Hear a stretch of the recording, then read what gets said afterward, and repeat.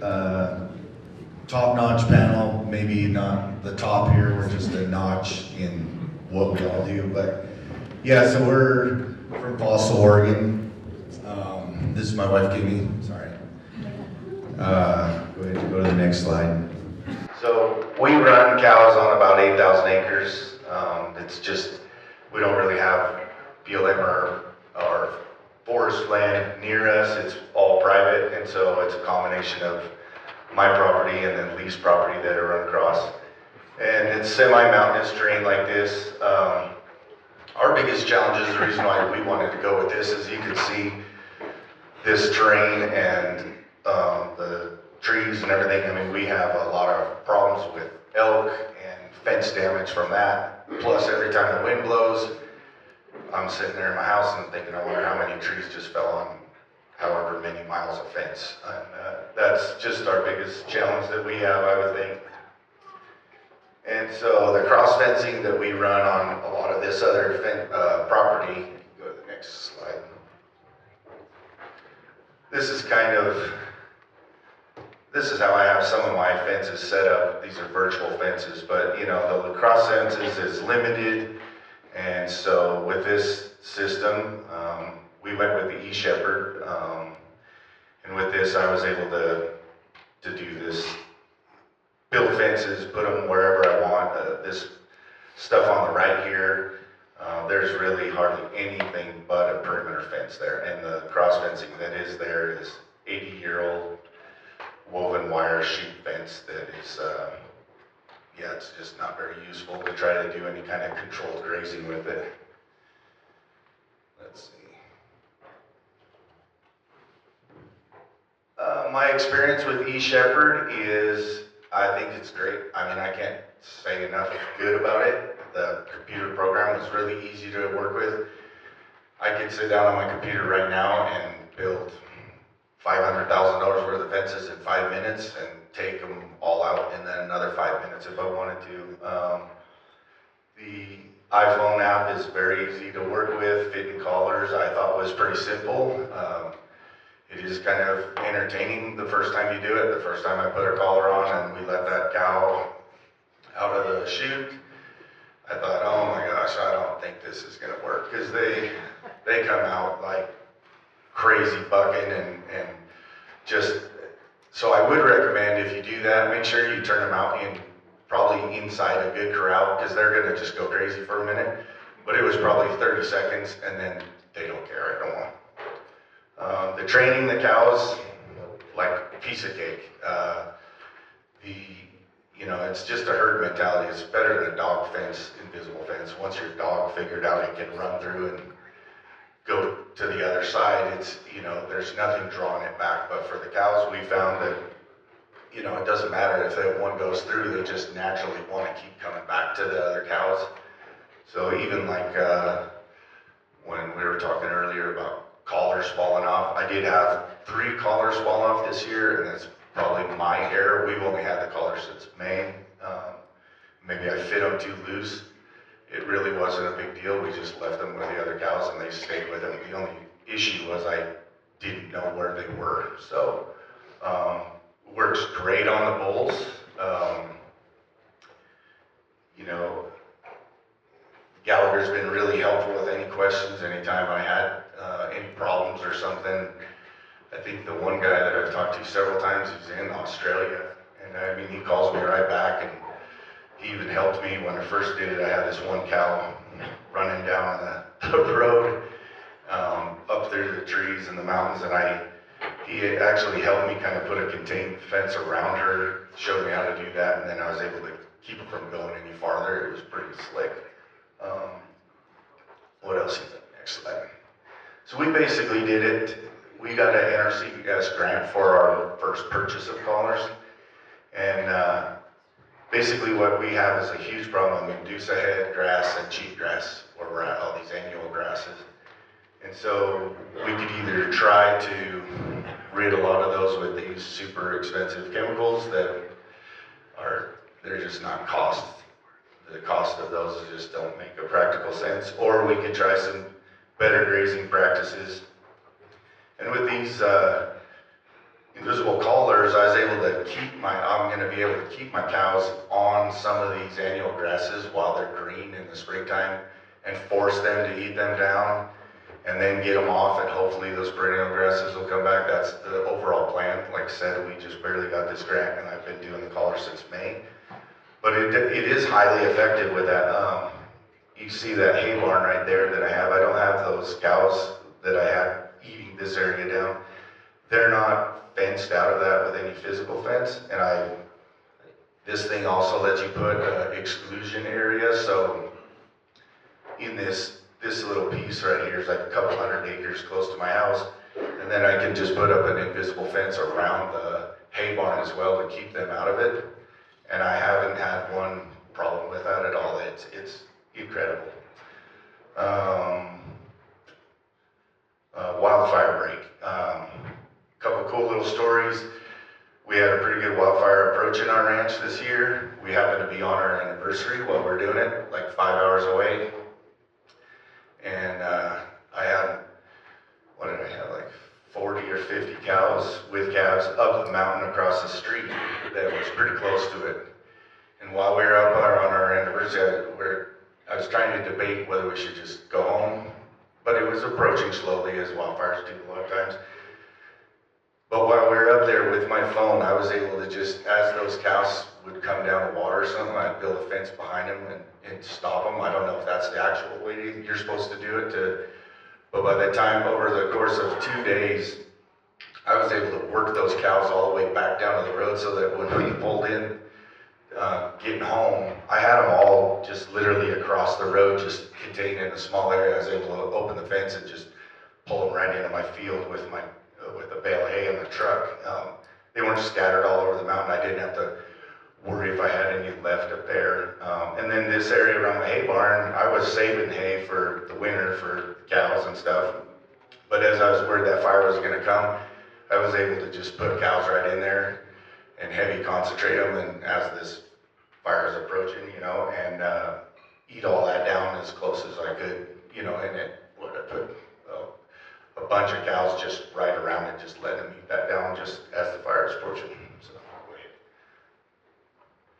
this is my hay field, and I thought this slide was pretty cool to just show how good it works. These little green dots are the tracks of this one particular cow. And that's just the audio signal. If it was getting shocked, it would have an orange thing also that shows the shock. And I just thought this was a cool thing. And just that cow just going boom, boom, boom, boom, boom, just testing that fence, which this is in the middle of a hayfield. There's no fence there. Go ahead. So we're about 50% of our herd is registered cattle and Angus, and so I was really excited about using these cows because, just as you know, we have to get on those cows right when they have a calf, get weights and stuff like that, and these collars can help me out with that. In fact, this morning, her dad is watching our ranch. He lives on the ranch with us, and we've got a bunch of heifers that are about ready to calve. And just with my phone this morning, I'm sitting there eating breakfast, and I could see where they had gone out and fed this morning. And they're all lined up, and there's a heifer that didn't come down off this little hill, and I was able to call my father, and I said, hey, number 19's up there. You might want to go check her. She probably just had a calf. And sure enough, so it's just amazing. So from Cody, Wyoming here, I'm 1,500 miles away. I was able to watch that behavior just on my phone. So go to the next slide. The other cool little thing for me is, like, this is one group of Angus cows, and so what I do is as soon as they calve, they're purple, or they're blue, and then as soon as they calve, I go ahead and change them into a different herd that they've already calved, so now I only have to watch those dark blue ones. That's just something I did. And then this was more the behavior with the tracking ability.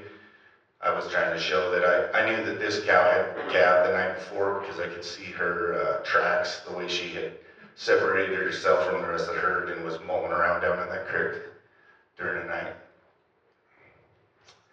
The other exciting thing that we're looking about it is that being with the registered herd, I really need to know which bull is getting them pregnant. So I'm gonna be able to have these, you know, maybe let's say a group of 25 with a bull, keep them separated in a group together and have these different herds like that. It'll help me out knowing that.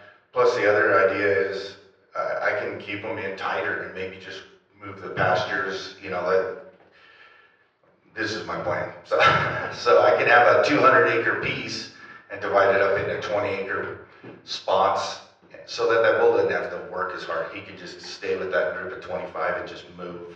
And then maybe I can get them bred to where I can have calves in a 30-day cycle instead of 3 months. Too far? Okay. That's it. Rounding up is easy too. You can look on your phone and say, hey, they're all here. That's one of the things. She told me my time's up. I grew up in the Paradise Valley, south of Livingston, on a dairy. So agriculture has been in my blood since I was born. I attended Montana State University, go Cats. Sorry, UW. I'm married with 3 children, and I am a supply chain specialist, which we just did this new branch with a nonprofit that services the greater West, all the states in the West. And I'm the idea person at Stoll's Ranch. I mean, my husband was here, he'd be like, yep, she is, but she doesn't really like to execute, but I do have the ideas. So this whole virtual fence thing came about because of my position with the nonprofit. And we work with ranchers throughout the West to improve their grazing. And so you just, you learn about all these new technologies and how to improve. But the real reason why we did the virtual fence was because I married my husband. I moved up to Belair. They farmed and ranched up there for over 100 years. And there was 3 generations. It was our son had come back and his parents. And we had the opportunity to sell our land back to the Blackfeet tribe. And so we did. We were the first ranch to do that 3 years ago. And so this was during the land grab of 2020. We were forced to go out and find and put together enough land to bring back 3 generations. And so we purchased a ranch at Pompey's Pillar, which is about 30 miles east of Billings, and another one about 80 miles east of there. So we're very split. We love our ranches, just wish they were a little closer.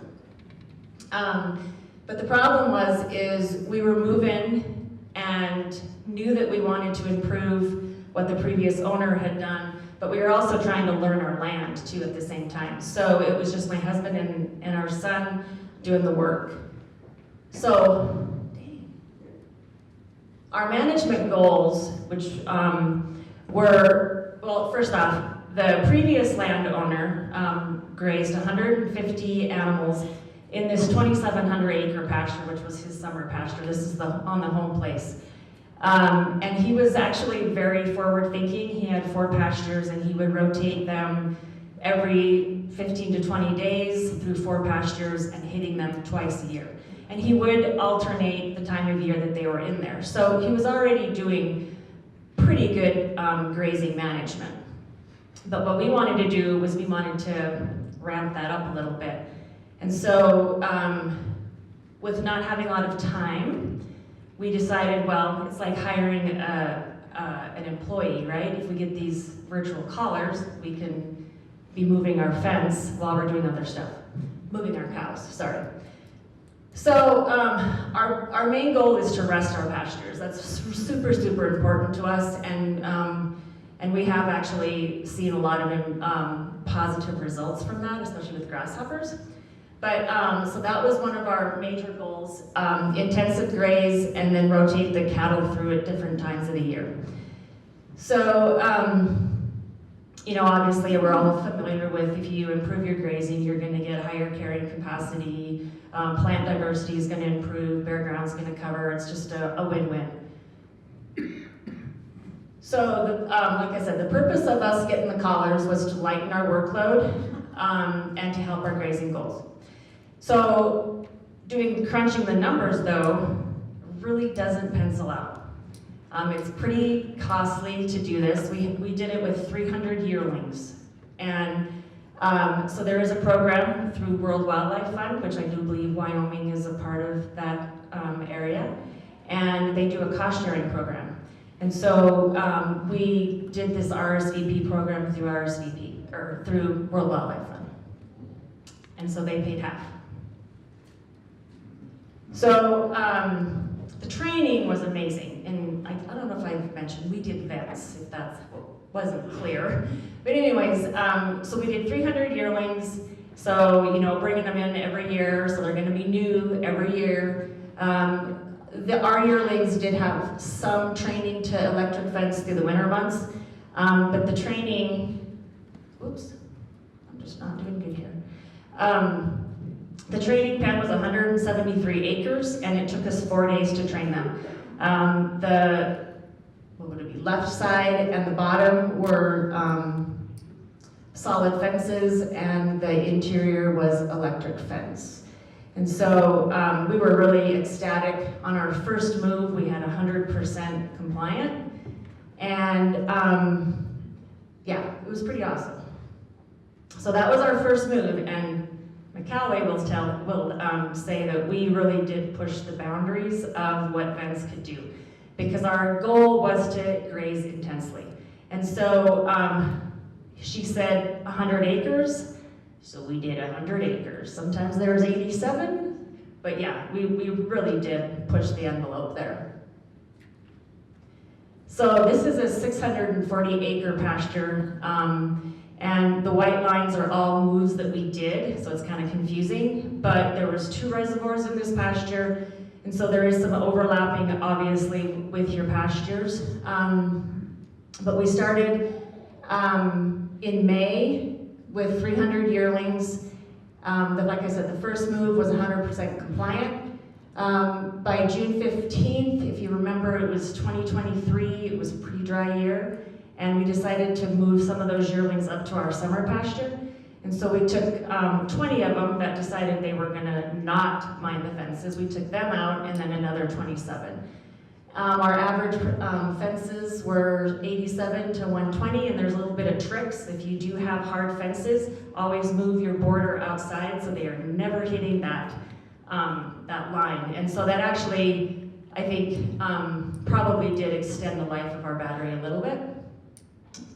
So each of these pastures was grazed for 7 to 10 days. So we hit this pasture super hard. When they're not talking to the tower, this is what the cows look like. This is just a screenshot off of the computer. This could have been while the the tower was communicating with the callers. But toward the end of our season, we did start losing a lot of our batteries. Because we were grazing so tight, our batteries only lasted about 2.5 months. However, what was interesting is the cows that were always out were always the ones that were still good battery. And so they definitely are herd animals. I don't know if I can play this. Can I play this? So this is just it's a heat map that's part of the program on Vence that you can do. This is a span of 6 days. So you can see how they move, where they move, you know, how long they're hanging out of the water, if they're going to those, you know, areas that never get grazed. So, like I said, we grazed from May 18th to August 25th. By the time August hit, we were, you know, our batteries were definitely starting to fail. But it did make us, or help us reach our goal. We split a 640 acre pasture into 7, and we did another 400 pasture into 3 pastures. And we were able to rest over half of the 2,700 acres, running almost 250 yearlings. So that is where the technology was great for us. Well, it's good to see some familiar faces in the audience. 2/3 of you I do not know. But I am not a producer. I don't even belong up here. I'm a dirt nerd, ecologist, crazy person from Sublette County Conservation District that really doesn't say no to any project. So when you have an opportunity to test out something new in our country, you really just have to go with it.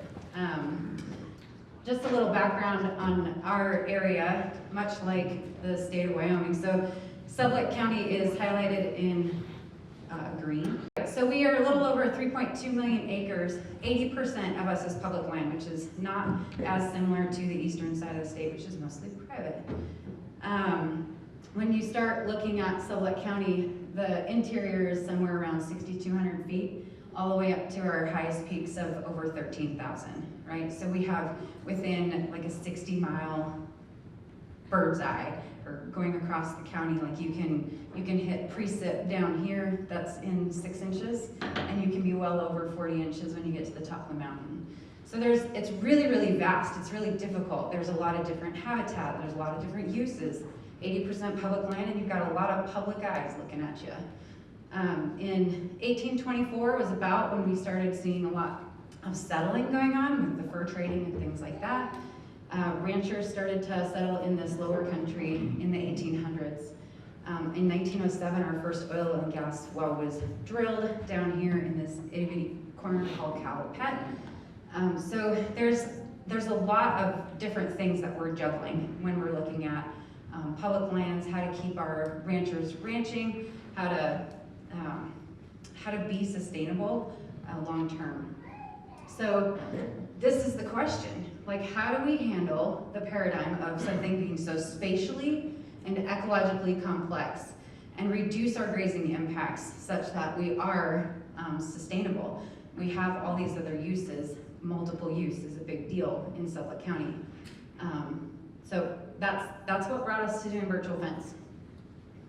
So our first year was 2023. We partnered with the Millage Family Partnership out of Big Piney. They collared 180 yearlings, 250 cow-calf pairs.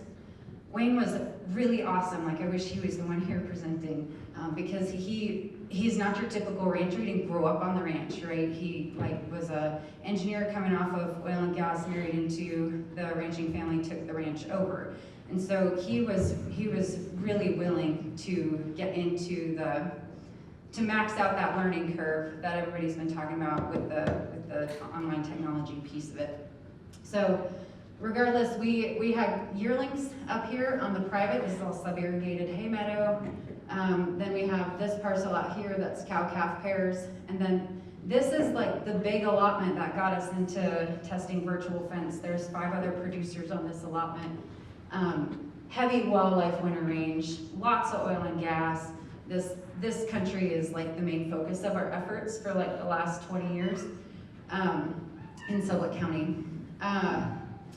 Regardless, this allotment's like 114,000 acres, and this is where we implemented virtual fence with Wayne.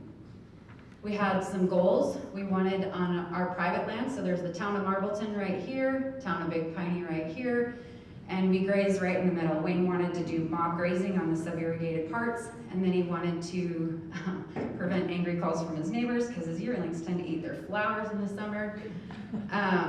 He had pairs on the Haddenham, so this is the Green River flows right here, and there is no physical fence along here. This is Highway 189. And there is a physical fence here and here and here, but not along the Green River, and there are no really interior fences for that. In addition,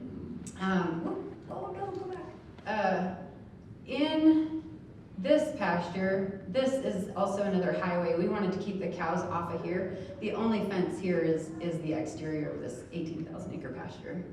And then up here, we were gonna do some riparian work. So this is where all the cows are on day 4 of our training.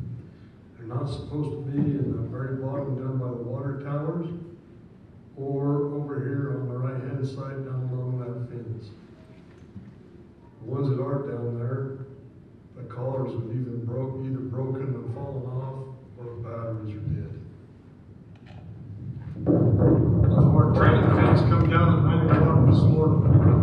So all those cows yesterday that were not supposed to be by the water towers, this is the normal distribution of cows. So that was kind of our first test with Wayne. I loved him because he took videos of everything, so you'll see some videos. And I'll try to stay on task. Yearlings, mob grazing didn't work. We really failed on that one. Actually, our focus kind of switched to the cow-calf pairs. But what happened was the collars, when the mob grazing didn't work, he actually extended the pasture boundary to what the physical boundary was. And he didn't get any yearlings that actually went beyond that when they were collared. And so that was kind of a win, but we didn't get the mob grazing to be as effective as we wanted it. Our pairs in our upland portion, so here's your heat map. We were able to keep them for the most part north of the highway. This is the 18,000 acre physical fence that is the only fence out there. This is kind of cool. So Wayne split this pasture in half, right? So which you could see on that heat map before. And then when he took off this fence, this is water, and this is water, and this is reclamation. So if I was in oil and gas, I know I'd be probably funding some virtual fence to keep them out of there. So my reclamation success is a little higher. But either way, we know the paths that they like to sit on, and they got really scrumptious salt bushes on them. This collar here is one that just fell off, but the battery was still working, so Wayne was able to go retrieve that. Wayne loves this slide, much like the one that you showed us of how often they were bumping up against the virtual fence. Wayne loves this. This is one of his younger cows, never been out in this pasture. That's how many readings it took, 1,100 readings in 30 days, which was pretty wild. And I gotta be honest, I'm a little impressed about how much they traveled. So this is where the rubber meets the road for me as somebody who is looking at sustainability. How can we prove that this is good with data? Because I'm the data nerd in the group. And so we go out, and Wayne actually took this and he virtually fenced out his creek here. And you can see that the livestock were able to access. We had some breaching happen, which was expected, but our stubble heights actually tell the greatest story. And we didn't get out there right away, so there was some regrowth, so our stubble heights aren't as extreme as I wanted them to be. But either way, when you look at percent of plants that were grazed in the accessible areas, so in here, you're looking at 80% of your plants are grazed, right? But in your inaccessible areas where we virtually fence them out, you only have 15%. And some of that is attributed to wildlife, because we do have moose and elk out here on this portion of the allotment. Here's a photo of inside, or the accessible area versus the inaccessible area, and I think pictures say 1,000 words. So in our goals, we partially met our yearling goals. We met our goals on the Haddenham. I'll share a little bit more about that in year 2. And then our pairs on the North Large, we believe that was successful with the right pairing work. So second year, we did mob grazing up here, and we focused on the cows on the Haddenham, on the green. And here we have where the mob grazing did work. Wayne has another video here, but we can skip it. This one's really cool. So if you're interested in predators potentially, like something this like live like this could be really epic for you. This is a heat map, but it's like video, whatever. Watch this. So this is July 3rd. And you've got these cows over here, this town of Marbleton. They're just grazing along. And the dogs get out. And so you watch all these cows move over to their favorite spot. They had 2 healers get out and just chase these cows all over, right? So now we're doing about a 24-hour, they go, they bed down, it's nighttime, they're happy. And then it's 4th of July. And what happens on 4th of July? Yeah. So this is why I think predator stuff could be really cool, is like if it is real time, like right there, did you just see all those? That's when the fireworks started. And so, you know, like I think it's pretty awesome to watch them all bounce around like ping pong balls, but it is real true. Like if you've got pressure on an allotment, and you have this in real time, that can really help you as a producer, right? So here's a little bit more about our Haddenham pairs. No physical fences here, but you can see that we were able to keep them off the river. Wayne liked likes to keep a little bit of forage for some of his cows that are up on BLM that have to come off a little early. And so he actually fenced this out and kept them like a little dessert, right? And so he was able to put them out there later in the season after all of this had been grazed. He brought his other cows out and grazed it, which I thought that was pretty creative. So year 2, everything was great. Year 2, we had 2 other ranches collar, and I'll try to squeeze this really fast. But 700 cow-calf pairs in Daniel, Wyoming. This is going to stretch Vence because of the terrain alone. This is our allotment. You've got pasture 1, pasture 2, pasture 3, and pasture 4. This is Toby, and if anybody's familiar with the Hobart Basin, these peaks here are well over 11,000 feet, right? And you're down here at 6,500. And so when you're talking about the extremes of terrain, we tested it. We had really good success in pasture 1 and 2. But as we move north, it was moderate. Or so. Our goals were predation detection because we got a lot of grizzly activity happening up here in Jack Creek. We wanted to have some protection of perennial water. We wanted to exclude livestock. We haven't been able to read this trend site without use on it for quite a while, just because their turnout is right in here. So I just asked for that as a favor to get that excluded so we could actually identify all the grasses appropriately and such. And we wanted to see the natural grazing habits. We weren't going to implement anything crazy out here. We wanted to see where the cows go. And then there's a subdivision right down here. And our cows, it's bordered by a wildlife-friendly fence, which is also calf-friendly, if you didn't know. And so we needed to keep our cattle out of that subdivision. So our exclusion, did it work? Yep. And I got really good data, and it's been really fun to play with. And our heat map of pasture 1 told us kind of what we knew. So there's usually 2 permittees out here.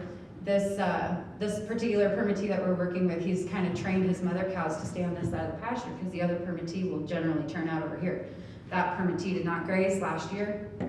And so 1, it told us what we knew. 2, it helped me, our trend site is right in here. So it gives me a pretty good understanding of what that management has looked like over time. And then this year, we're gonna try some different stuff in here. We're gonna split this pasture into thirds, and we're gonna try some different grazing management. Also, note, no cows in the subdivision. Pasture 2 heat map, the point of this one is really these drift fences. This is actually supposed to be kind of an exclusion zone on the riparian area, but updates to the collars wasn't as efficient as we needed it to be. And so this kind of didn't work, but this drift fence absolutely did, because these cows will tend to, they want to come home. This is the gate they come home from. And so being as dry of a year as it was, we actually had some pretty decent distribution, but they definitely, with the drift fence removing the pressure from those riparian areas, that was helpful. They got creative, the producer got creative, created an alley. There's about a 7,000 acre pasture in here, pretty heavily timbered, and those cattle were able to trail through pasture 4 to get up to 3 and graze, and that was pretty successful. So all in all, predation detection, no, I can't really give you a lot of good heat maps and things like that for pasture 3 and 4 because towards the end of the summer, really after July, our collars stopped working very well, right? And so we didn't know, it's hard to troubleshoot. You don't know if it's the coverage or the batteries or what have you. But we were able to meet a few of our goals. The good, the bad, and the ugly. The good, it's awesome when the collars communicate with the tower. That data does prove to be an effective tool for communication between you and your agency and sparking that conversation, talking about adaptive management, things like that really allows you to be creative, which is what a lot of our public lands have not been allowed to be in a very long time. The bad, basically users in year 1, we had a really good experience with customer service. Year 2, that fell off quite a lot, and that was pretty disappointing. Just because we had already been in year 1. And so some of our success, there is such a steep learning curve, and I can't emphasize the need for customer service more. Lack of ability to troubleshoot issues in remote situations. Like I said, batteries or coverage, what is it? And how do we make that better next year? We spent a lot of time and effort going to get livestock that weren't actually where the program said that they were. So that was kind of an issue for one of our producers. The ugly, we had a lot of cows come back with 2 collars on. We also had a couple situations where the cows got stuck together all summer long. And so one cow actually, she still was being doctored into November, and they pulled her off the range in October. And so just those kinds of things, like that animal welfare piece that's really important to producers, was one thing where it just heightens your awareness of those things, but you don't ever want to see that. We are a little concerned about tower mobility and how we can get to these areas where the terrain is pretty steep and deep. We're sure that the battery life reduced effectiveness and its ability to communicate. After turnout, this is the deal, guys. Like we are home, and then when we turn out on public land, we're not bringing them back to the corral. And I'm not sure how you're going to get your collars back on when you lose them, right? We won't. And I know that there's some of that you're okay with having like a 20%, but like you pointed out, $115,000 is a lot to spend for not getting 100%, right? And so I think that's something that everybody's really concerned about. And we just really can't fix anything after turnout. And turnout is within weeks of calving and branding, right?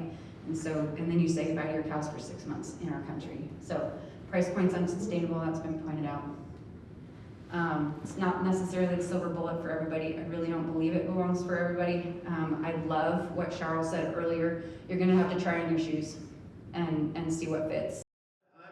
I'm a producer. My name is Toby Kimsey. This is my wife, Tricia.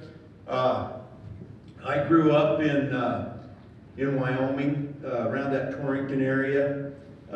Moved into Nebraska, graduated high school, started working in the oil field. Knew there was only one way I was going to be able to ranch, and that was buy it.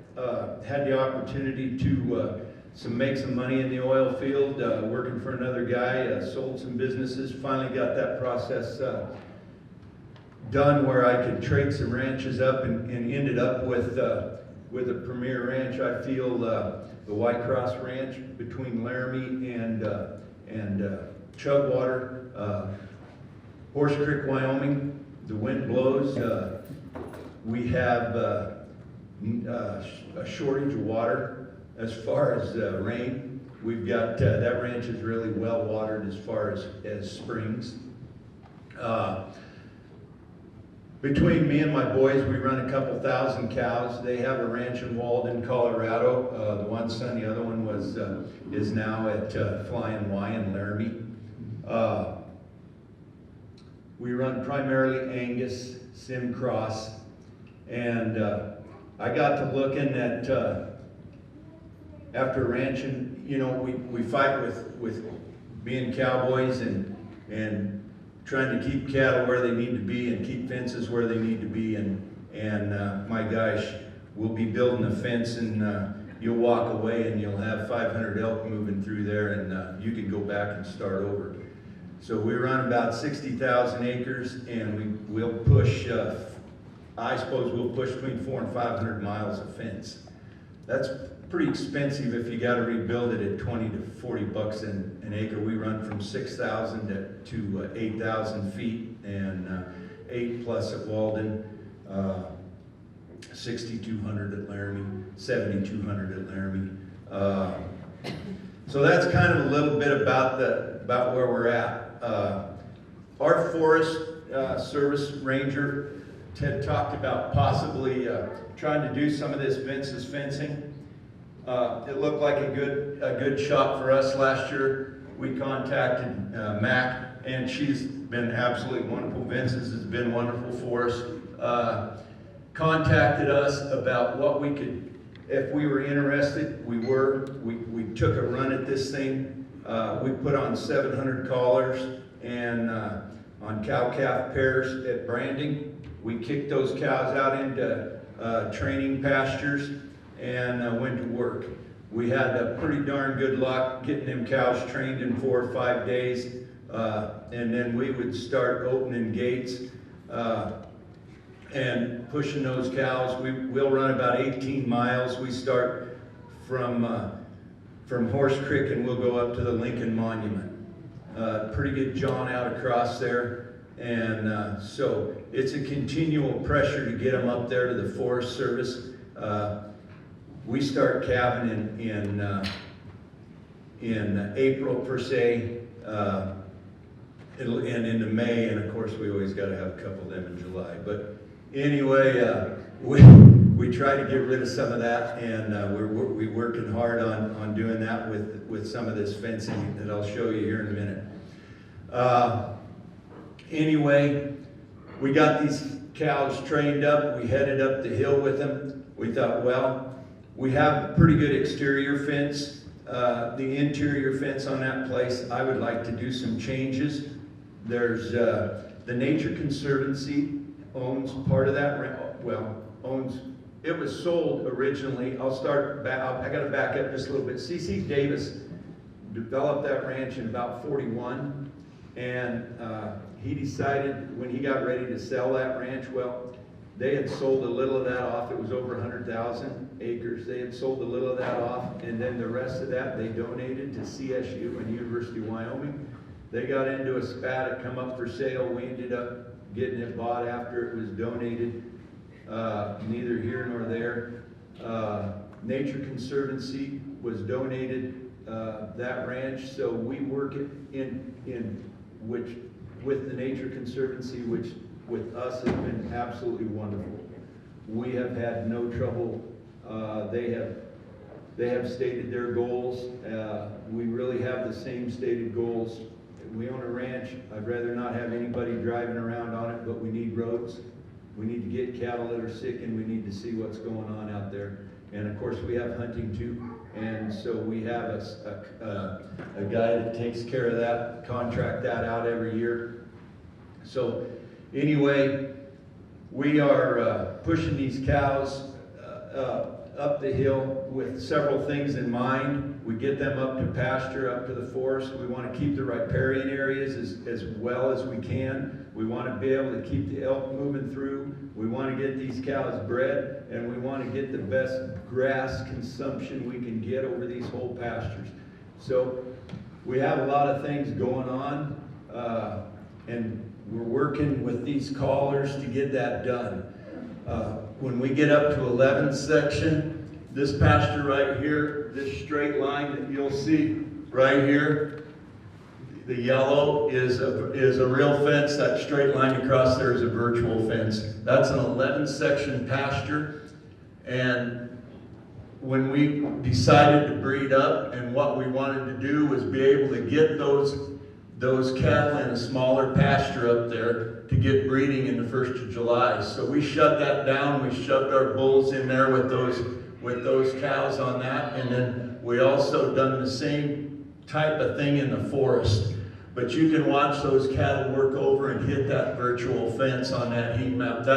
It's just as amazing to me that you're not going to get 100% with it, but by golly, I guarantee you we were damn well over 90%. And we didn't have to push them back very often, and we didn't care whether the elk ran through there or not.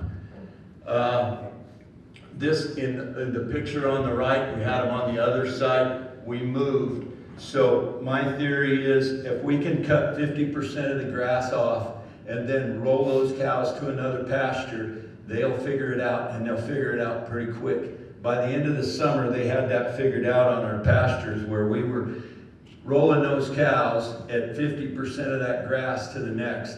Now, whether it was just the grace of God or what, but over the last few years, we actually got on another 30 pounds on those calves. I'm not going to give it all to Vence's, because I think that between just a better job of managing and keeping us more aware of management processes out there and looking at things, we may have done a better job that way. We also had a breed up that I'd say, for a fact, we were over 96% bred up, and on 60-some thousand acres, running 20 cows on every bull, I felt like that was a pretty darn good run. It's better than we've had in the past. That alone, for me, paid for the Vences. So I guess we had this area right here, that kind of polygon or whatever that is, that's a forest fence up by the Lincoln Monument. I-80 runs right down through here, and the monument's over there to the left. So that's at about 8,000 feet. That creek bottom you can see down through there. And that riparian area is the edge where two creeks come together. There's one here and another one running down. And the center of that darn thing, they just camp in there. And they camp in there, and of course you got grazing boxes. And of course that grazing box is in the middle of that. And of course, when that thing hits the dirt, you're moving cows, because somebody's not going to be very happy with you at the Forest Service. And we're trying to keep everybody happy. So, not to mention the fact that we now have bicycle paths through there. And so everyone in the world gets to ride their bike down through there and see what horrible job you're doing grazing. So Mac built that virtual fence there. You could see where those cows had come up and hit that, and we double barriered that. So if they made it through the first one, they'd hit the second one. And you can see how some of them got through, but they really hit that second one. That thing actually had really good grass comparable to where it had been in the past. It regrowed. It had pretty good regrowth this year by not letting those cows in on that. So it's been pretty darn successful. We've been pretty happy with it. Of course, there's problems, and you can get into a lot of questions later, and I'll shut it off and give it to someone else. So, located in Neely, California, I'm sure everyone has heard of it. So for those who haven't, we are about an hour east of Eureka in Humboldt County, California, right south of the Oregon border. The 5th, 6th, and 7th generation are currently on the ranch. I'm the 6th, my dad's the 5th, and my children are the 7th. We run about 5,000 acres on privately owned land. We are a 300 cow-calf operation, and we are also have a heavy equipment business and timber harvest. And as you can see, kids are obviously a big part of what we do. So just to give you an idea, we get 60 to actually 80 inches of annual rainfall, which probably for a lot of you guys is like really mind-blowing. So we run from about 800 feet of elevation, about 3,000 feet of elevation. And so just these pictures gives you a little idea of our landscape. We have heavy timber mixed with oak savannas. And don't worry, it's not that green all the time. It's just I have a lot of pictures of springtime because it's really pretty. We first put virtual fence collars on in the fall of 2022. So we then switched to Halter in October or November of 2024. These are our Halter towers here. This is the girls connecting to their Instagrams. Check their Instagrams and TikToks at one of the locations. This gives you a good backdrop too. Heavy timber, got some serious, good, lot of waterways and such like that. And then here's a cow with a collar on. So far this fall, I have built 57.5 miles of virtual fence with Halter. I guess is what they told me. So when I put this presentation together. So I just want to point out, prior to virtual fencing, we have this 2,000 acre area. Because of our terrain, our timber, and the amount of moisture we get, our ground's always on the move. It's just hard to build, it's hard to maintain. And while we don't have heavy elk, a lot of our neighbors do, but you know, like I think several of the presenters said, elk will definitely tear apart some fence. So this is traditionally prior to virtual fencing. We just had 2,000 acres where the girls were pretty much set stock most of the winter. So then looking at this picture, this is what I've been able to do this fall as we had a really good fall rain and we got some really great fall feed. So I was able to break up this area into 40 to 100 acre virtual fence pastures, moving those cows every 3 to 4 days, which is something we've never been able to do before. The 640 acres, there's a big creek that runs right through here, and it's really inaccessible during the winter months, so it's still set stocked. So if I were to think about this, because I hear a lot of people say that like maybe it's not cost effective, and I would slightly disagree with that, because the rotation I've done this winter, by my math calculations, and this is using the Plantimeter app, by the way, this is not in the Halter app. But, you know, I built basically 10 miles of internal fence, like if you're going to do physical fence. And for us, it's 580 feet per, or $5.80 per foot of 5-strand barbed wire fence, and that would have been a cost of $306,000. And the beautiful thing is like, we're just getting into calving. So, you know, I'm going to slow down my rotations, give those girls a lot more movement and a lot more area. So what I'm doing, what I did this fall, as we calve, it's going to look completely different. And then this spring, when our grass really starts to grow in April, it's going to look way different than that. So the ability to not have, you know, fences that are, you know, permanent. So the other cool thing that I really like about this is that I said we're moving cows every 3 to 4 days. They get a vibration cue to move when I've opened up a new pasture for them. And I would say, you know, I'm starting to get a really great response from our cows. Mind you, these girls were used to set stock in this area. And so now they're starting to respond to these cues, and I bet within 24 hours I'm getting 80% of that herd. And I'm going to assume in the springtime when our grass is really popping, I'm going to probably expect to get, you know, at least 90% of those cows moving probably within 12 hours. There is no negative impact on the cows if they don't move. They're food motivated, but as we all know, cows think with their stomachs anyways. So the other thing that's super cool that I really like, so the purple or pink, whatever, are our regular main cows. The red ones are our first calf heifers, and as we all know, our hardest cattle to get to breed back are those cows that are being bred for the second time. So what I have done is I put them in their own herd, and then I've paused their collars so I can still see their location, but then I have turned off the virtual fences so that they can move around at their leisure and hopefully, if they choose to, get the best feed out there. And this is within the Halter app.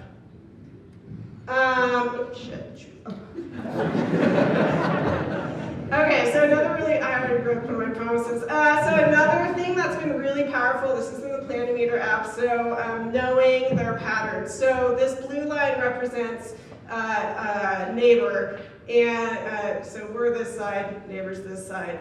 Where this blue line is, there is no physical fence, and it's just, it's pretty rugged, it's pretty rocky. And so what I know is traditionally prior to virtual fencing, we've always had cows come up over here.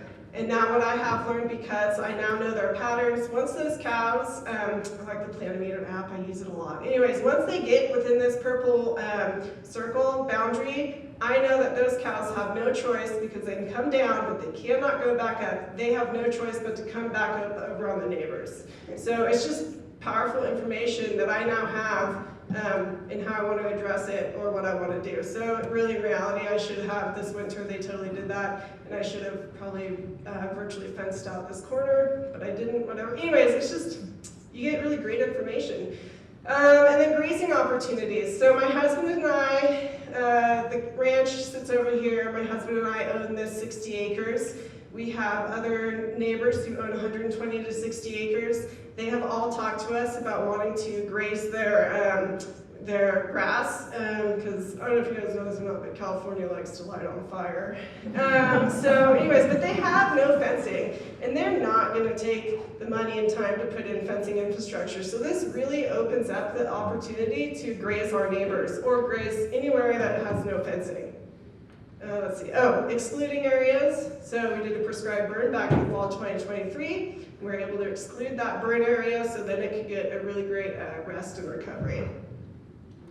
And let's see, and this is probably the thing that, man, I tell you what, this is huge and saves so much time and effort. So we are so much more effective and efficient with our gathering. We know where we need to go, we know where we don't need to go. We can plan that morning, be like, all right, this is where the cows are, let's, you know, do this, right?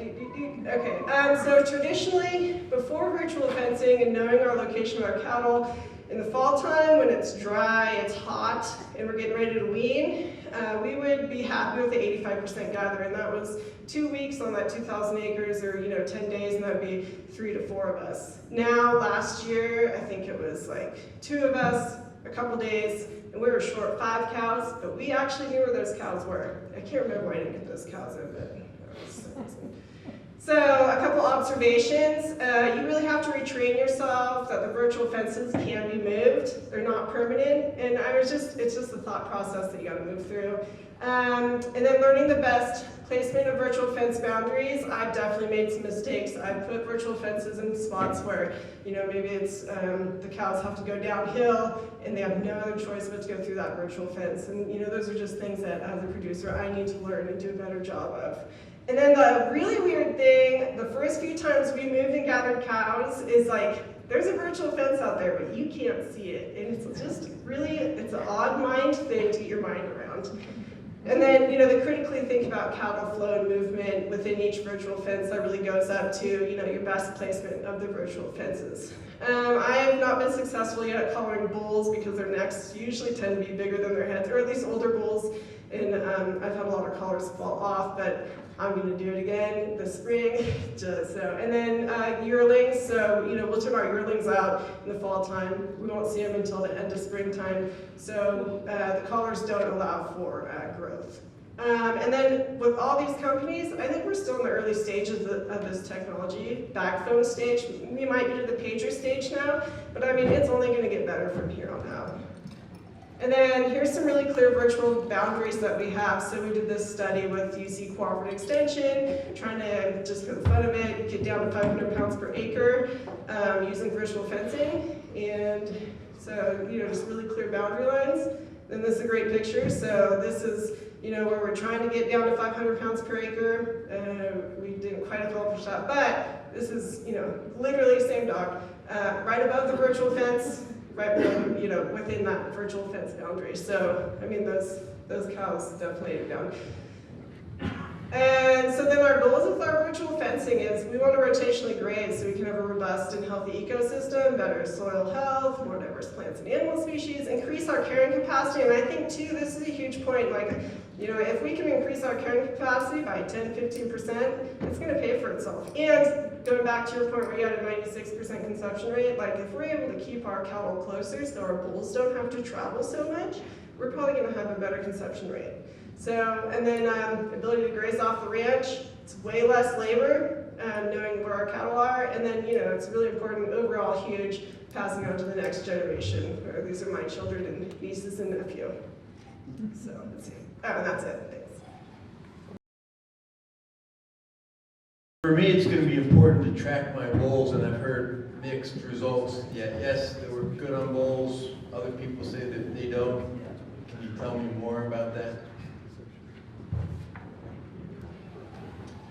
I can tell you that I put them on my bulls right off the bat, and they're actually the most compliant that I have. They're just, they're Black Angus bulls, but so I don't know if there's other breeds out there that might not be as compliant, but they're incredibly chicken of it, So I actually have in my field right now, I have 2 groups of cows, and I have a bull with each of them. And they're probably separated by 20 yards between them. A virtual fence, each one has their own. And every day I've been watching them just kind of go to the edge of that fence and just stand there and look at each other, scratch each other.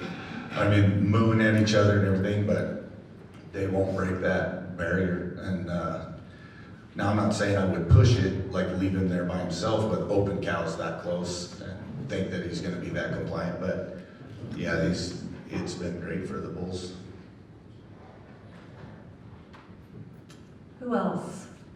Another hand? When you move your fences, talk about the calving issue. Could you repeat that a little louder, When please? you move your fences, how long does it take the cows to move and that kind of stuff?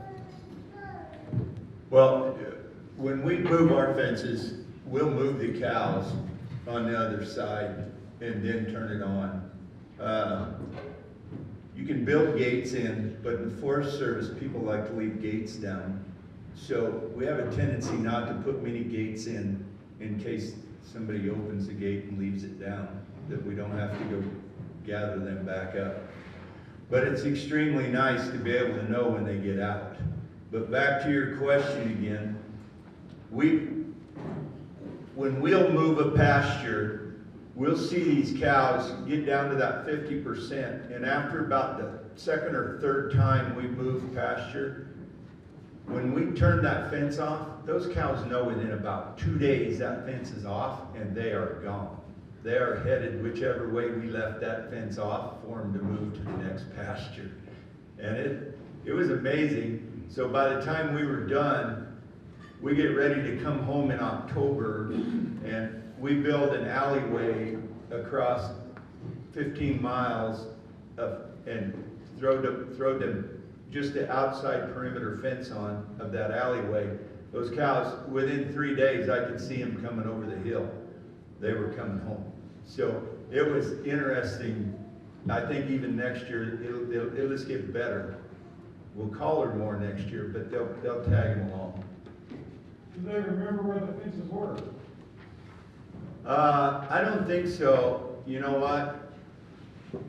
I have missed where the fences were when we were moving them out of the forest. And we're like, God dang, them cows keep bouncing back. And we ride up there to check out what's going on. And it's like, oh, I bet they are bouncing back. There's a fence on right there. We might have to take a little bigger path around that. Because when we draw that fence, we don't necessarily get it just right, you know, and it got an exclusion around the edge of that hill, and that gets to be a deal where all of a sudden now you're dropping off the edge of that ravine, and because you got a fence on there. But now we're moving them, so now we got to go ahead and finish that job.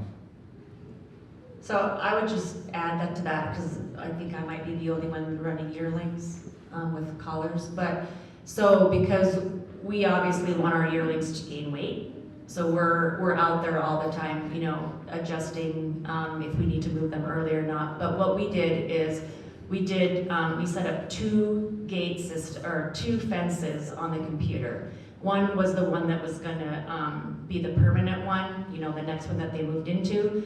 The first one had a gate, and so we opened up the gate, virtual gate, and we just got behind them, and we set a timer. We made it so the final fence would close in 45 minutes. And so we'd go out and just walk behind them, push them into the next section, and then we would just sit there and make sure that they were content. And then we knew within 45 minutes that gate was gonna close. So it's really an actually easy way to do it. Or you can ladder them. You could make it so you can ladder that, you know, one side of your fence down. Just push the mute button. Yeah. Okay, so with Halter, what I've experienced so far as moving is, you know, I'm grazing 40 to 100 acres at a time, and I'm able to give them a cue that they have a new virtual fence open or virtual pasture open, and I would say with our cows right now we're getting about 80% to move in the first 24 hours. And I'm really curious this spring as our feed really starts to pop. I think that we're gonna have a lot better success. We're gonna be like 99% of those cows are gonna start moving within the first 12 to 24 hours. Great, thank you. Any other questions? Raise your hand. No hands? Oh, okay. Ben? So Lauren, you mentioned that you changed companies. What Sure did you did. change? So we started with Vence, and what I will say is I feel like they are a technology company that got into agriculture, and Halter started as an agriculture you know, with a huge agriculture background, and so I think there's a lot to be said in that statement. Also, I will just say battery changing is a huge pain. And the life of the battery is not great either. Great, thank you. Back in the corner.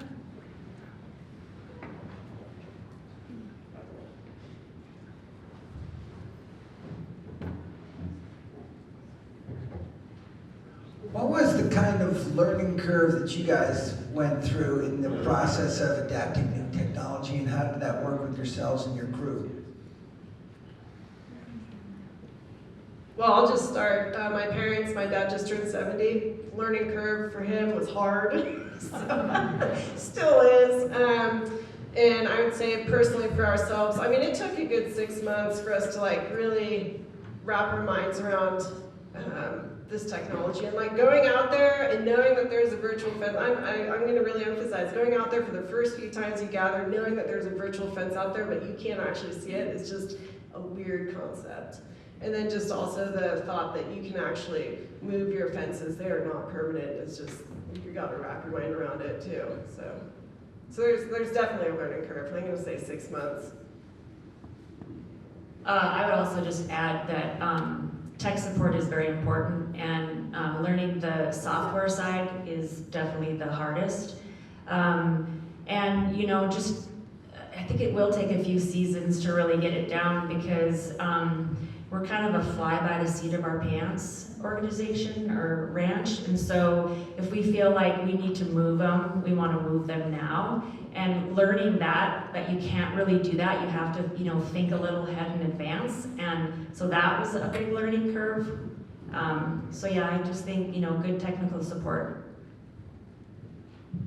I'll say back to my original statement, I thought the Gallagher system was just like super easy to work with. They'll get right on the phone with you really easy.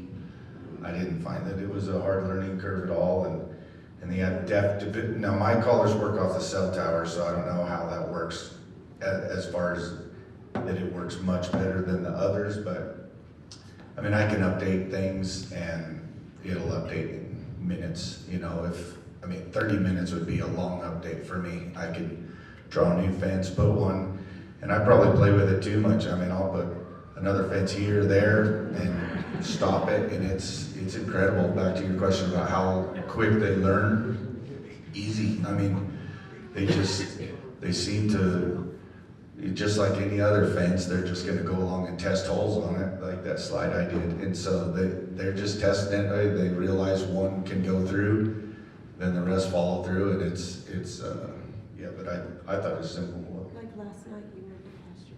Yeah, I did it last night when I found out that heifer did start calving up high. I wanted them to wait till I get home. But so then I just fenced them down into the creek this morning. So her dad doesn't have to go up there looking for them. So, and I can look at them right on my phone, and they're all there already. So. Great, go ahead. Yeah, there's going to be a learning curve, right? I'm not the greatest at running a cell phone, so luckily I got some help that's fairly good. My wife's pretty good with the computer.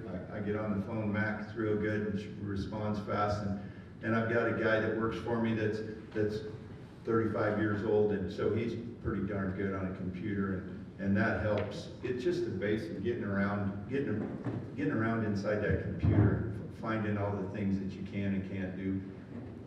I've got dreams what I want done, so I try to relay those to other people, and then they get that part done. So we're figuring out how to adapt it. Thank you, guys.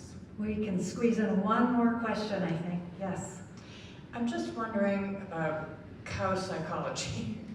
Just in the sense that, you know, I know all of you, I think most of you are saying that you don't feel like it's harming the animals or stressing the animals, but still, you know, like that one video of the cow constantly testing, you know, that's a lot of calories, and that's a lot of time. And then if there's a lot of virtual changing of the fences, that's got to be really confusing. I mean, I think that at some point it would kind of wear on the animals' brains and their living quality. What do you guys think?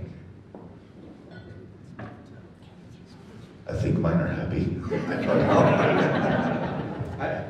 I don't think when you see that, I don't think it's necessarily that it's bothering it. I think it's learned that it hears that audio signal and all it does is turn. I mean, the technology, when they do get shocked, it shocks them on one side. And so it naturally turns their head, similar to spurring a horse on one side, you know, and so it naturally teaches them to just kind of turn away from it. But yeah, I'll let you know if my cows go crazy, but.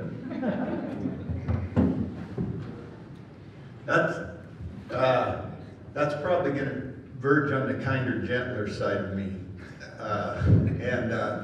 That's hard for me to get, being in the oil field and riding a cowboy once in a while. We work hard at trying to maintain and keep those cows safe. That, you know, that's one of the biggest goals I think that we all have. We struggle. It's hard to keep them out of a barbed wire fence and getting them tangled up. That's not really an answer either. It's not an answer to get wildlife tied up in it. So there's millions of different reasons why we do what we do. I think it's better for them to have a collar on them and try and educate that cow that way than it is with some other things that we do with them. I can't really answer how that cow necessarily thinks. I know she's going to challenge me, and some days that goes over well and some days it don't. And that's just how we go. Well, I just would add just one quick thing too. So on yearlings, so in 2023, it was a horrible fly year too. And so we did, like, you know, they were constantly moving their heads back, right? And so that chain was constantly, you know, so there is that aspect of it. I don't know if you can ever get around that, but I would just recommend, like, we were out there all the time. I mean, it didn't stop us from going out and checking our herd. You don't just put them on and leave them. I still think that there is that you know, management of your herd and making sure that they are content and stuff. But we did notice a lot of rubbing that year. Thanks, guys.